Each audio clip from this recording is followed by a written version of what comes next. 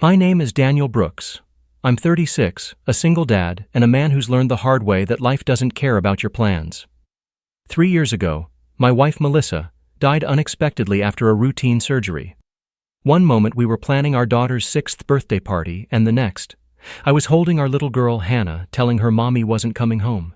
Since then, it's been just the two of us, navigating life's storms, learning to smile again even when our hearts were still a little broken. It was a cold Thursday morning in late November when we were at Chicago O'Hare Airport waiting for our flight to Denver. Hannah had been accepted to a regional spelling bee, and I promised her we'd turn it into a little father-daughter trip. I had packed her favorite fuzzy socks, her tablet, and a bag of snacks so large it could probably get us through a zombie apocalypse. Our gate was crowded, the air filled with that peculiar mix of coffee aroma, intercom announcements, and the muffled hum of rolling suitcases. I was scrolling through my emails when Hannah tugged my sleeve. "Daddy, why is that girl all alone?" she asked, her voice a little more serious than usual. I followed her gaze. Just a few seats down, near gate 27, sat a girl who looked about 12 or 13. She had long dark hair pulled into a loose braid, a plaid blanket draped over her legs, and a wheelchair parked just to the side. Her hands rested limply in her lap, her eyes fixed on something far away, like she was lost in thought, or maybe just lost. And there was something else. It wasn't just that she was alone. It was the way people were deliberately not looking at her. Some passed by quickly, others glanced for a second, and then looked away, almost like they didn't want to acknowledge she was there.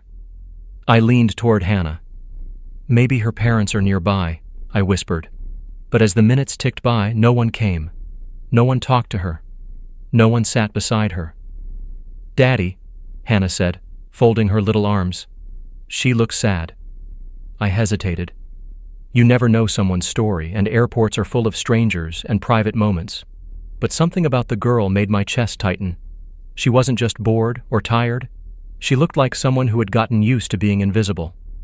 Finally, I stood up. "Come on," I told Hannah. "Let's go say hi."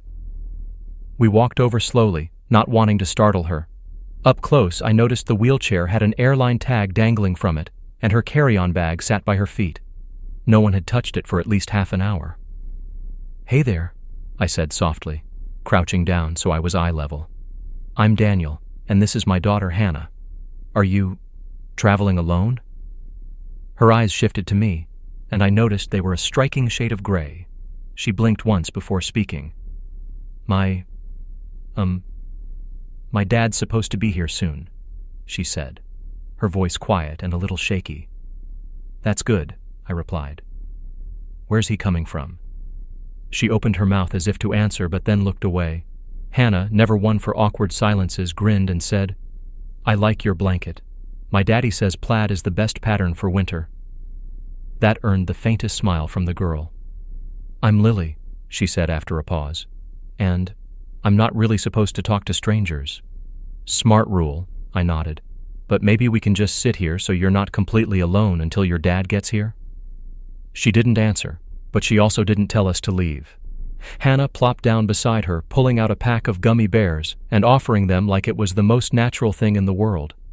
For a moment, it was just the three of us, watching the hustle of the airport, but there was a tension in Lily's posture, a stiffness, a guardedness that felt familiar. Then, out of nowhere, she said, "He's probably not coming." The words hung in the air like frost, and in that moment, I knew, whatever this was, it wasn't just a chance meeting with a stranger at an airport. It was the start of something that was about to change my life. When Lily said, "He's probably not coming," my first instinct was to ask why. But something in her voice, soft, almost like she was confessing to something dangerous, made me pause. I've learned that sometimes, if you push too hard, people retreat. And I didn't want her to retreat. So I leaned back in the seat beside her, acting casual. "Well, if he doesn't make it, maybe someone from the airline will help you." She gave a little shrug. "They already tried. But I told them I'm fine." That was a lie. Anyone with eyes could see she was not fine. Hannah, being the 8-year-old truth detector she is, tilted her head. "You don't look fine. You look like my cat, Luna, when she knows it's bath time." Lily let out the tiniest laugh, the kind that sounded foreign in her own mouth. "I'm just tired," she said. But then her eyes drifted to the floor, and her fingers twisted the edge of her blanket like she was holding onto it for dear life. I glanced at the departure board. Her gate was for a flight heading to New York. Ours to Denver was just a few down. Plenty of time before boarding. "Okay, Lily," I said slowly. "I'm going to take a wild guess here. You're traveling alone?" She bit her lip, then nodded. "That's a big trip for someone your age. You must be pretty brave." She didn't answer right away. Then, so softly I almost missed it, she whispered, "I didn't choose it." Before I could ask, a man in a sharp navy suit came striding by, glancing at her wheelchair, but not stopping. For a split second, I thought maybe that was her dad. But the man kept walking, eyes glued to his phone. Lily followed him with her gaze, her jaw tightening. Then she looked back at me and said, "My dad's important. Too important." The word stung in a way I couldn't explain. I wanted to ask, too important for what? But she went on. "He's a CEO of a really big company, always busy, always flying somewhere." She gave a dry, humorless chuckle. "Guess today's no different." Something in my chest shifted.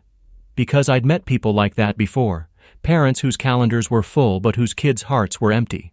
And here was this girl, stuck at an airport with no one looking out for her, except an airline employee who probably had 10 other things to do. Hannah leaned toward her. "If my mommy was alive and my daddy left me at an airport, I'd be so mad." Lily's face softened. "My mom's not around either," she said. And just like that, the air between us changed. She didn't elaborate, and I didn't push, but I knew loss when I saw it. For the next 15 minutes, we talked about nothing important. Favorite TV shows, gummy bear flavors. She liked the red ones, hated the green, and how airports all smell the same. Slowly, her posture relaxed, but then an overhead announcement crackled through the speakers. "Last call for passenger Lily Bennett, Flight 682 to New York. Please proceed to Gate 27 immediately." Lily froze. I frowned. "That's you, isn't it?" She nodded but didn't move. "Aren't you going to board?" Hannah asked. Lily's voice trembled. I don't want to go. I was supposed to spend Thanksgiving with my dad. But he called an hour ago and said something came up, so he's sending a driver to pick me up in New York instead. I'll be at some fancy hotel until he's free." Her eyes glistened now. I don't want to be alone again." And in that instant, I made a decision. I didn't know how or what it would cost me, but I wasn't letting this girl disappear into the loneliness she clearly knew too well. When Lily's announcement faded from the loudspeaker, she sat there gripping her blanket like it was the only thing holding her together. I could see it. Behind the calm, behind her polite, "I'm fine" smile, she was scared. Not the kind of scared you get from turbulence or being late for a flight. This was the deep kind. The kind you learn when people you love don't show up. Hannah turned to me. "Daddy, she can't just go by herself. She's just a kid." And there it was, the truth spoken by an 8-year-old. I took a deep breath. My mind raced. Our flight to Denver was boarding in 35 minutes. If we missed it, the hotel reservation, the competition Hannah had been excited for, all of it would fall apart. And yet, how was I supposed to stand up, wave goodbye, and watch Lily roll herself into a plane that would take her to an empty hotel room? I've made my share of selfish decisions in life. But this didn't feel like one I could live with. I crouched down so Lily had to look at me. "Listen, do you have your dad's phone number?" She hesitated, then nodded. "Good, because I think he needs to hear that you shouldn't be flying alone right now." She blinked. "You'd call him? He won't like that." "Sometimes," I said gently, "grown-ups don't like what's right." I pulled out my phone. She rattled off the number, and I stepped a few feet away. The call rang 4 times before a brisk, commanding voice answered. "This is Bennett," he said, like a man too busy for syllables. "Mr. Bennett, my name's Daniel Brooks. I'm with your daughter Lily at O'Hare. Ah, yes. Thank you for letting me know. She's perfectly fine. Please make sure she gets on her flight." "That's not happening," I said, my voice firm enough to surprise even me. "She's 12. She's upset. And she shouldn't be traveling alone to an empty hotel for Thanksgiving. A pause. I'm sorry, who exactly are you? Someone who's not going to let your daughter spend a holiday alone. His tone sharpened. Mr. Brooks, I appreciate your concern, but this is a family matter. Please let the airline staff handle it. I am handling it, I said, and hung up before he could respond. When I returned to the seats, Lily was watching me like someone waiting for the other shoe to drop. What did he say? I didn't want to lie.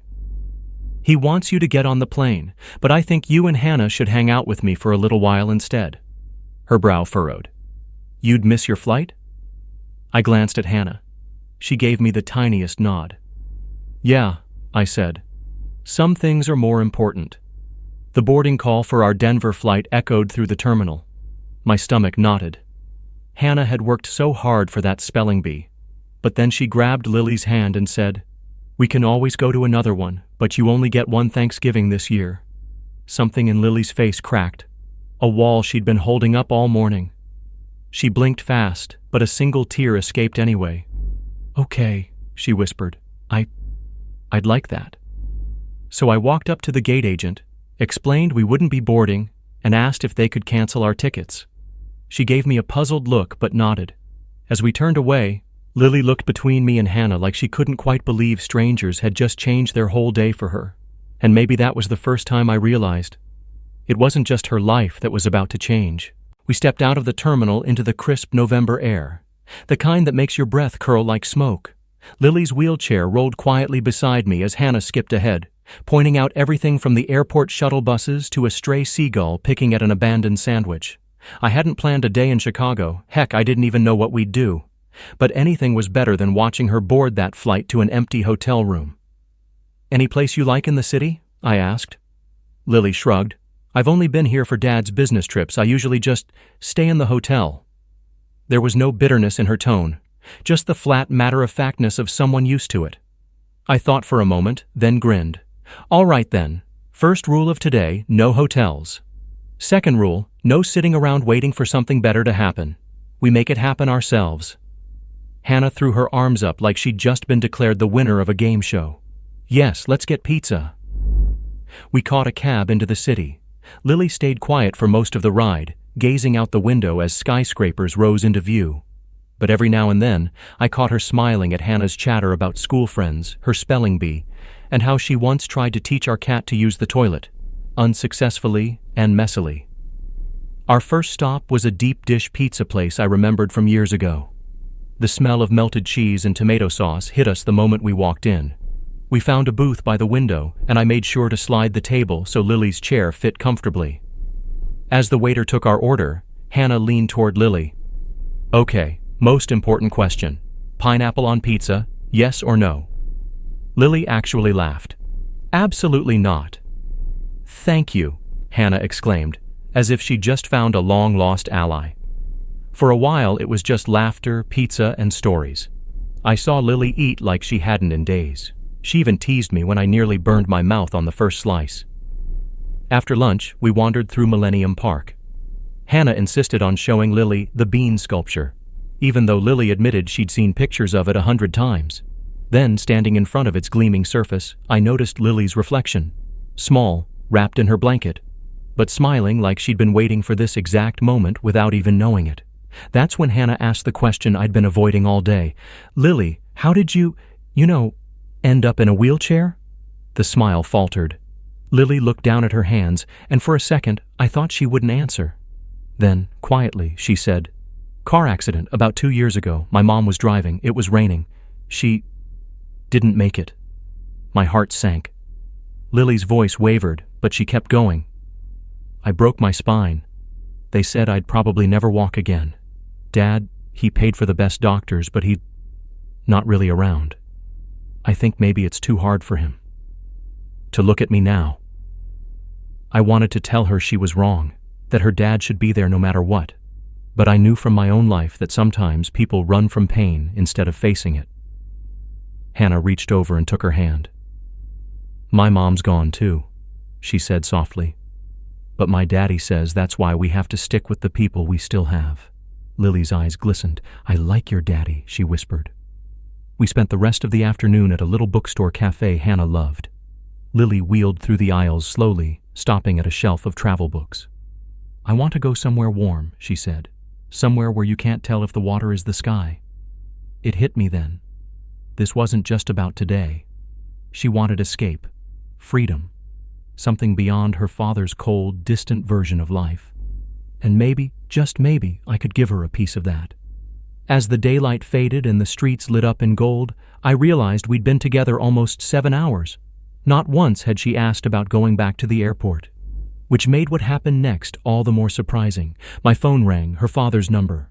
I stepped away from the little cafe corner where Hannah and Lily were flipping through a joke book, giggling at the worst puns imaginable. The caller ID glared up at me. "Ethan Bennett." I answered. "Mr. Bennett." His voice was clipped, controlled, the kind of tone executives use in boardrooms.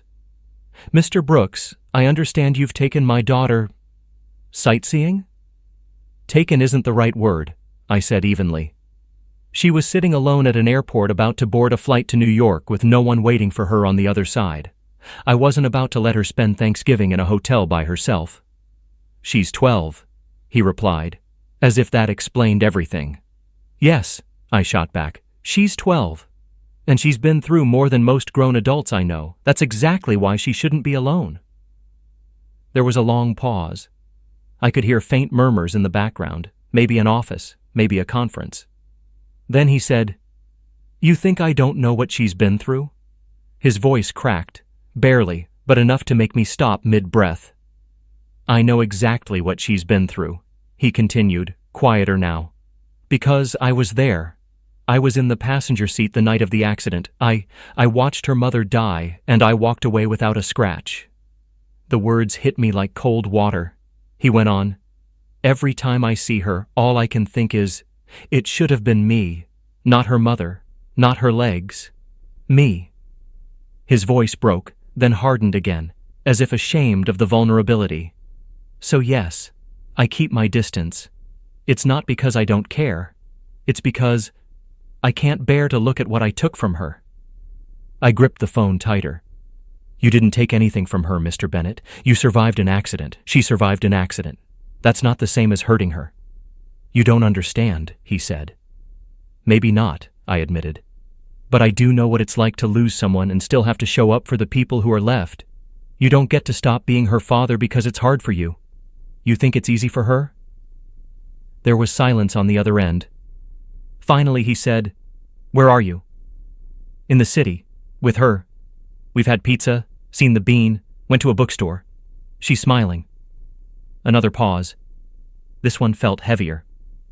She's smiling." "Yes," I said, "because she's not alone." For a moment I thought maybe that would break through, but then his voice hardened again. "I have meetings I can't cancel. I'll arrange for a car to pick her up in the morning. Keep her safe until then." And just like that, he hung up. I stood there for a moment, staring at the phone. My hands itched with the urge to call him back, to yell, to shake some sense into him. But instead, I walked back to the table. Lily looked up at me, searching my face. "That was him, wasn't it?" I nodded. "Yeah." "What did he say?" I forced a small smile. "He said you get to spend the night with us." For the first time all day, her whole face lit up. Not just a smile, but that kind of pure, unfiltered joy kids get when they're told something they secretly hoped for. And that's when I realized something. This wasn't just about getting her through the night. This was about showing her that someone could choose to stay. What I didn't know yet was that the next morning everything was going to change again. We checked into a small, family-run hotel downtown, the kind with old wooden staircases, soft yellow lighting, and the smell of fresh muffins drifting in from the breakfast room. Lily insisted on helping Hannah pick a movie, and the two of them stayed up way too late eating microwave popcorn and giggling like they'd been friends forever. I lay in the next bed, staring at the ceiling, thinking about her father's voice on the phone, so full of guilt it was almost choking him. I wanted to believe he'd come around, but I'd been around enough people to know. Guilt can paralyze you as much as grief can. Morning came too soon. We had breakfast, pancakes for Hannah, fruit for Lily, and then headed back toward O'Hare. The plan was to meet the driver her father had arranged. We wheeled into the terminal, and I was looking around for a man in a black suit holding a little sign when Hannah tugged my sleeve. "Daddy, that's not a driver." I followed her gaze. Standing at gate 27, looking completely out of place in a crisp tailored suit, hair a little disheveled like he'd run his hands through it 100 times, was Ethan Bennett. Lily froze. Her fingers tightened on the armrest of her chair. "He's here?" she whispered. Before I could answer, he spotted us. And then, something I didn't expect happened. He didn't hesitate. He didn't hide behind his phone or look for an escape. He walked, almost ran, straight toward us. When he reached us, he dropped to his knees in front of Lily, right there in the middle of the terminal, suit and all. His eyes were red-rimmed, his voice low but shaking. "Lily, I'm sorry." She blinked at him, stunned. "I'm sorry for not being there, for thinking I was protecting you when really, I was just protecting myself. I've missed so much. Too much." He swallowed hard. "I thought looking at you would break me, but not looking at you has been worse. I don't want to miss another day. Not one." People around us were slowing down, glancing over, sensing the rawness of the moment. Lily's lip trembled. "You came?" "I canceled everything," he said. "The meetings, the flights, all of it. Nothing matters more than you." For a long, still moment, she just stared at him. Then, slowly, she reached out and wrapped her arms around his neck. He pulled her into a hug so tight it looked like he was trying to hold together every broken piece of the last 2 years. I stepped back, giving them space, my throat tighter than I cared to admit. Hannah slipped her hand into mine and whispered, "He came." "Yeah," I said softly. "He came." When they finally let go, Ethan looked at me. "Mr. Brooks, I don't know how to thank you. You could have just walked away." I shook my head. "Sometimes you don't walk away. Sometimes you stay." His jaw tightened, and I could see he understood more than he could say. We all walked toward the exit together, Lily in her chair, Ethan pushing it, Hannah chattering beside them like they'd known each other forever. Before they left, Lily looked back at me. "Daniel?" "Yeah?" "Thanks for seeing me." I smiled. "Always." And as they disappeared into the crowd, I realized something. Helping her had helped me too. I'd spent so long focused on what Hannah and I had lost that I'd forgotten how powerful it was to simply show up for someone else. Sometimes the greatest journeys aren't the ones you plan. They're the ones that start when you notice a lonely kid sitting by herself at gate 27 and decide not to look away.